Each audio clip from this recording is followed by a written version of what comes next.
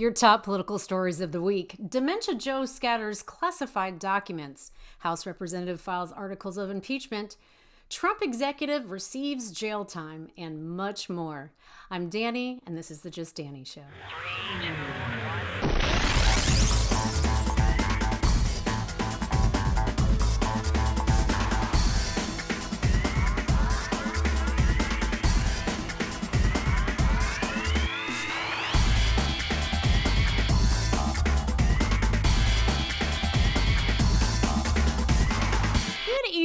So unless you're Hunter Biden and been passed out under a pile of hookers this week, you have heard about Dementia Joe's latest faux pas. That's right. Special counsel to the White House, Richard Sauber, said classified documents from Biden's time as VP were discovered at Penn Biden Center on November 2nd by the president's personal attorneys. So why are we just hearing about this 2 months later? I think this pretty much sounds familiar regarding the infamous laptop debacle just before the 2020 election. Pretty sure they didn't want a little faux pas like this get in the way of the midterms either. Just saying. So how and where, you ask, were these documents found? Well, while preparing to vacate office space at the center, the attorneys found the documents locked in a closet located in his private office think tank, which Biden used from mid-2017 until he began the 2020 campaign. These 10 documents dated from 2013 to 2016 reportedly featured intelligence on topics such as Iran, Ukraine, and the United Kingdom, and originated from his days as vice president. Reportedly, the documents that bore classified markings were mixed with private materials like Beau Biden's funeral arrangements and Biden's favorite chocolate pudding recipe. Cyber said the National Archives were notified of the finding and they took possession of said documents on November 3rd. Cyber further stated, quote, "Since that discovery, the president's personal attorneys have cooperated with the archives and the Department of Justice in a process to ensure that any Obama-Biden administration records are appropriately in the possession of the archives." Further noting that the material was not part of any, quote, "previous request or inquiry." Attorney General Merrick Garland appointed U.S. Attorney for the Northern District of Illinois, John Lausch, to review the matter, according to CBS News. Interestingly, Lausch is actually one of the few U.S. attorneys held over from Trump's administration.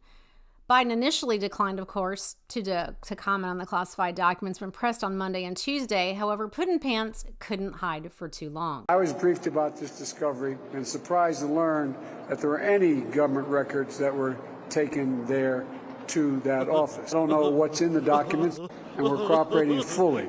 People know I take classified documents and classified information seriously. Reportedly, Biden was also advised to not ask what the documents pertain to because it might look like he's trying to intervene in some way with the Justice Department inquiry. Let us not forget, though, that Biden previously slammed Trump after FBI agents seized classified documents from his Mar-a-Lago home in Florida. Remember his notorious and oh-so-stellar 60 Minutes interview? When you saw the photograph of the top-secret documents laid out on the floor at Mar-a-Lago, what did you think to yourself, looking at that image? How that could possibly happen. How anyone could be that irresponsible. And I thought, what data was in there that may compromise sources and methods? By that I mean names of people who helped, or et cetera. And it's just totally irresponsible. I'll tell you what's irresponsible, sir, and that's shitting your pants at the Vatican. When in Rome. Biden can be caught lying as per the usual back in 2018, ironically at the Penn Biden Center during an interview. Take a look. In 2018, Joe Biden addressed his access to classified information in an interview with me. This was in the context of Russia's interference in U.S. elections, and it was in that office, the Penn Biden Center. I don't have access to classified information anymore. I don't get briefed every morning by the agency, as I did for 8 years. So how are some of the Republican representatives reacting? How long have they been sitting around? Who had access all of this time? How many people had access all of this time? Where's the FBI raid?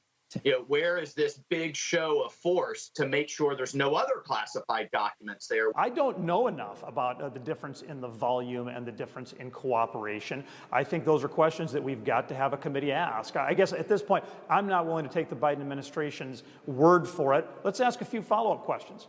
He said it was very irresponsible for President Trump to take classified document to his personal residence and have them in an unsecured location, and it appears he did the same thing. More interestingly, though, is how the twit White House press secretary reacted to Fox's Peter Doocy and even CBS's Ed O'Keefe. Has he looked into whether any other documents have been taken to any other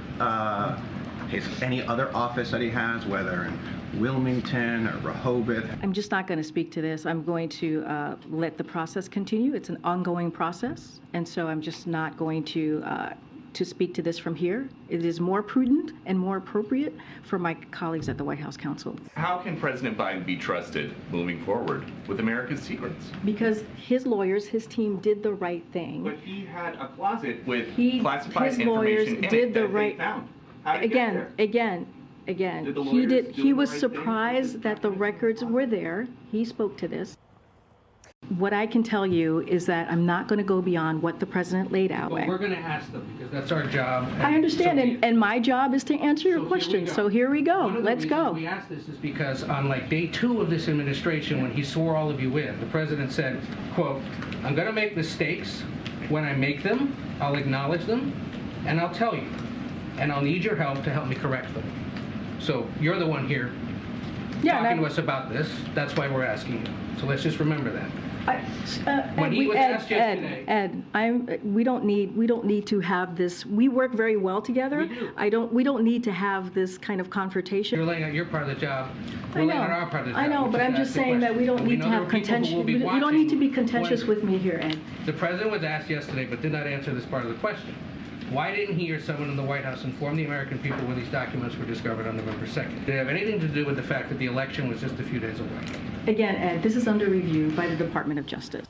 Now, unfortunately, things have started to go further south for Poopy Pants. When it was reported on Wednesday, his aides discovered yet another batch of classified documents in a separate location other than the Penn Biden Center. Of course, initial reports on Wednesday failed to specify where these additional classified documents were found, but was later divulged on Thursday morning to be a storage space located in Dementia Joe's garage at his residence in Wilmington, Delaware, as well as a filing cabinet in his private library located inside the home. Private library? Does this guy even read? He doesn't even know how to freaking read. What is it, filled with children's books? Is it? The new House Speaker, Kevin McCarthy, wasn't pleased, and when pressed on the subject, he had this to say. I think Congress has to investigate this. Here's an individual that's been in office for more than 40 years. Here's an individual that sat on 60 Minutes that was so concerned about President Trump's documents locked in behind, and now we find it just as a vice president, keeping it for years out in the open in different locations. I do not think any American believes that justice should not be equal to all. And we found from this administration what happened before every single election, whatever comes out that they utilize to try to falsify it, they try to have different standards for their own beliefs, that doesn't work in America. It wasn't long on Thursday, just before noon, for Biden to come up with yet another excuse. Mr. President, Okay. classified material next to your Corvette? What were you thinking? Let me, I'm going to get a chance to speak on all this, God willing, soon. But as I said earlier this week, people, and by the way, my Corvette's in a locked garage, okay? So it's not like you're sitting out in the street. But anyway, Was in a locked garage. yes, as well as my Corvette. But as I said earlier this week, people know I take classified documents and classified material seriously. I also said we're cooperating fully and completely with the Justice Department's review. As part of that process, my lawyers reviewed other places where documents from my time as vice president were stored, and they finished the review last night. They discovered a small number of documents of classified markings in storage areas and file cabinets in my home and my personal library. This was done in the case of the Biden Penn. This was done in the case of the Biden Penn Center. The Department of Justice was immediately, as was done, the Department of Justice was immediately notified, and the lawyers arranged for the Department of Justice to take possession of the document. So we're going to see all this unfold. I'm confident. Thank you very much. Locked up in your garage with your vet? You think I'm kidding? I'm not kidding. So I'm excited about it. Well, that looked real secure. Were those boxes over there to the right? Was that where the documents were stashed? Did you see those boxes? Let's take a look at that again. You think I'm kidding? I'm not kidding. So I'm excited about it. Sources later revealed that the home is actually in Hunter Biden's name. Okay, so this explains everything, because it's like Biden is full of like porn and crack bites, all right? Later on Thursday, Attorney General Merrick Garland announced that following Lausch's initial investigation of the matter, it was determined that a special counsel obviously would be needed. So he said he was appointing former U.S. Attorney Robert Hur to serve as special counsel to investigate Biden's mishandling of the classified documents. As some of you may remember, Hur served as the U.S. Attorney during the Trump administration and was actually special assistant and counsel to now FBI Chris Wray when he was an assistant AG at the DOJ. So Hur will be responsible to see exactly how the classified documents were handled and if any criminal charges should be filed against Biden. I'm thinking this is all like kind of optics. It's like, let's go ahead and put Trump people on the case so the investigation looks more fair and not biased. Whatever. Garland wrapped up his statement by saying, I am confident that Mr. Hur will carry out his responsibility in an even-handed and urgent manner and in accordance with the highest traditions of this department. Nonetheless, we can all sleep better at night now knowing that Merrick Garland is lending a helping hand in the situation. So how do you think this is going to play out? I think it's probably just going to go by the wayside because just like everything shady and illegal that the Bidens do, I mean, seriously. But I digress.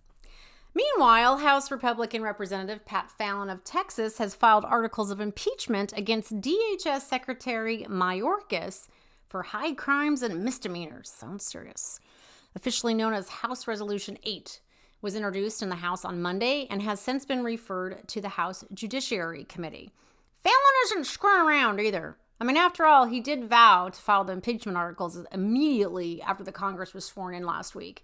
This, of course, is one of many efforts from the Republicans in the House with a GOP majority to fight the Biden administration on issues related to immigration and, of course, the southern border crisis. Okay, look, Congress can put forth any legislation they want. Am I right? Anything they want. They can look like badasses with all this, we're going to do this and we're going to do that. But at the end of the day, folks, ain't nothing getting passed because of the Democrat majority in the Senate. Just saying, it's not rocket science. Again, all optics. Anyway, Fallon recently appeared on Newsmax to explain his reasons regarding Mayorkas. Take a look. As far as Alejandro Mayorkas, our office has filed articles of impeachment on him precisely because he has lied to the American people and he has lied to Congress under oath. He's shown nothing but a gross dereliction of duty. John, he said under oath in 2021 and in 2022 that the border was secure. So let's take the one that those remarks in 21. But then, unfortunately, after he testified under oath in Congress that the border was secure, he got caught on an open mic shortly thereafter saying the border was chaos. So he clearly knew the truth and willfully misled Congress and thereby, and by extension, the American people. Fallon also said in a statement to Fox News that, quote, since day one, Secretary Mayorkas' policies have undermined law enforcement activities at our southern border, from perjuring himself before Congress about maintaining operational control of the border to the infamous Whipgate slander against our Border Patrol agents. Secretary Mayorkas has also proven time and time again that he is unfit to lead the Department of Homeland Security. Not to mention, he looks like a dick with ears. Fallon continued, his willful actions have eroded our immigration system, undermined Border Patrol morale, and jeopardized American national security. He says he's violated the law and it's time for him to go.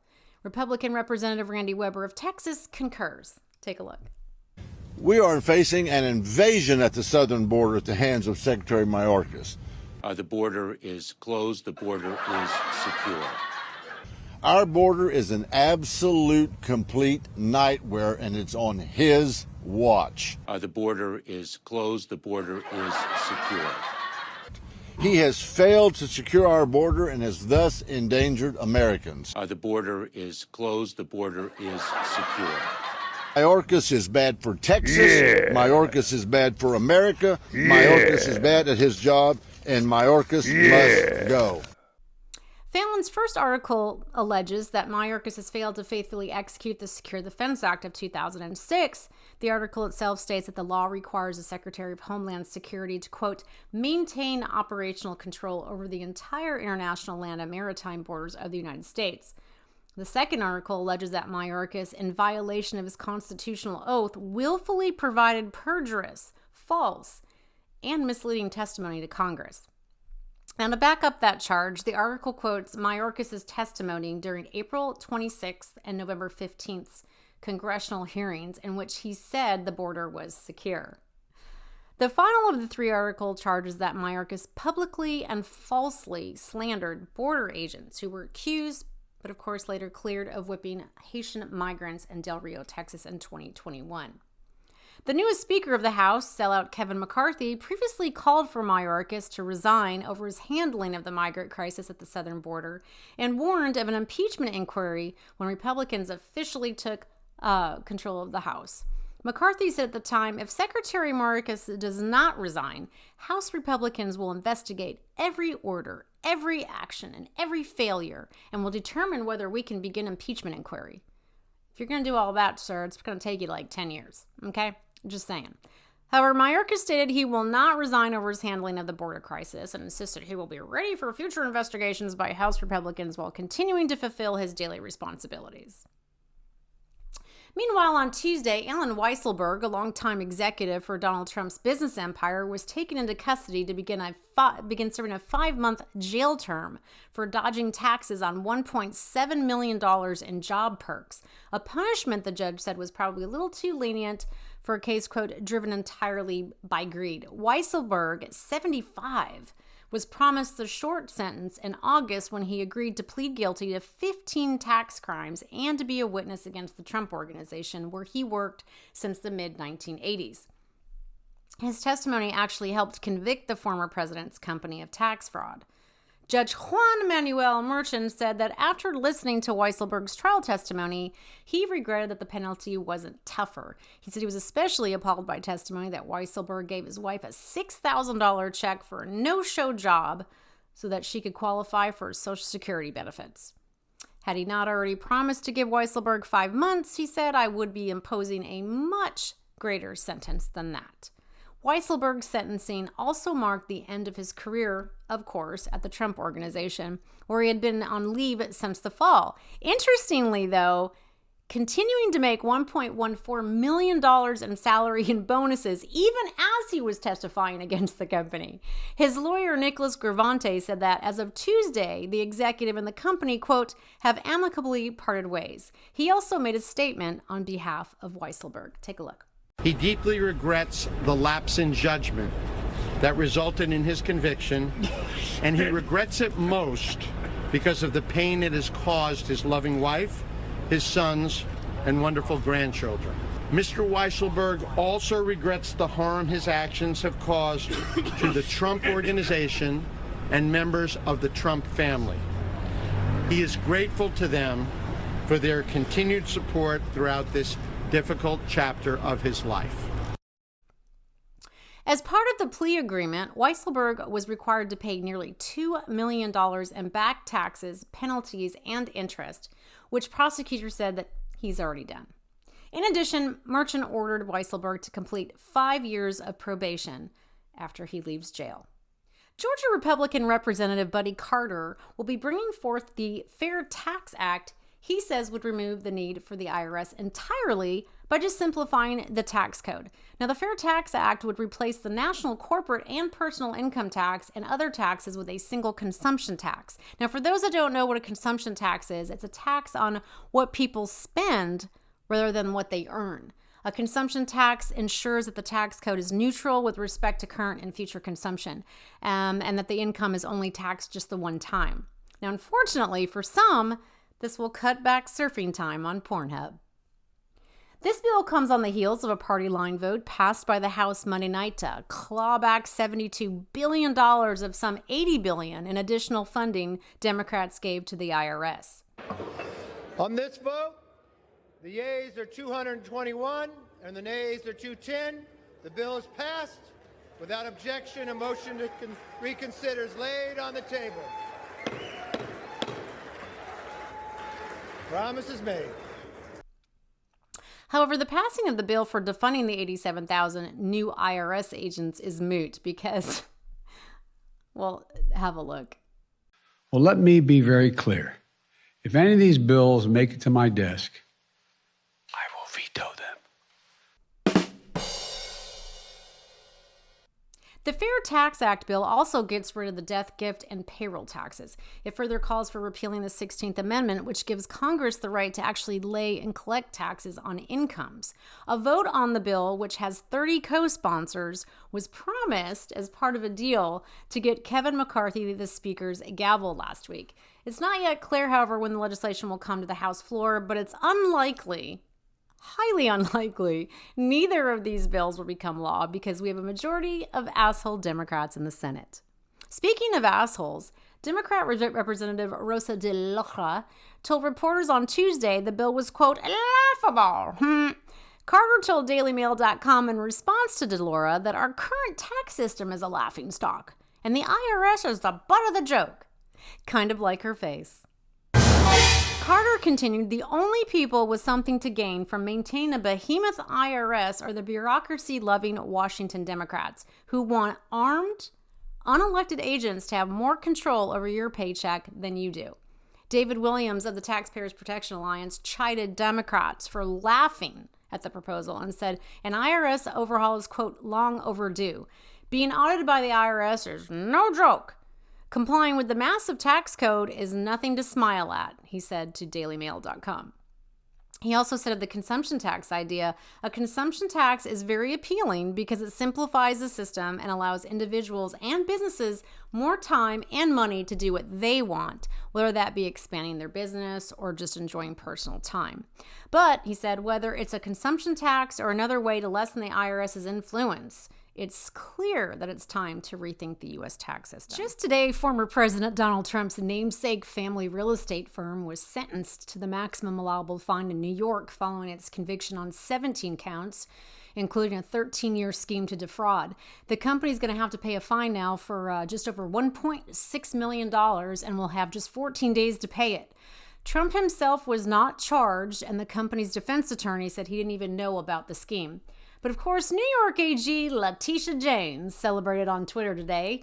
The Trump organization, she says, has been sentenced for committing years of tax fraud and must pay $1.6 million, the maximum penalty at Manhattan DA, and I will always work to ensure any individual or organization that cheats New Yorkers is brought to justice.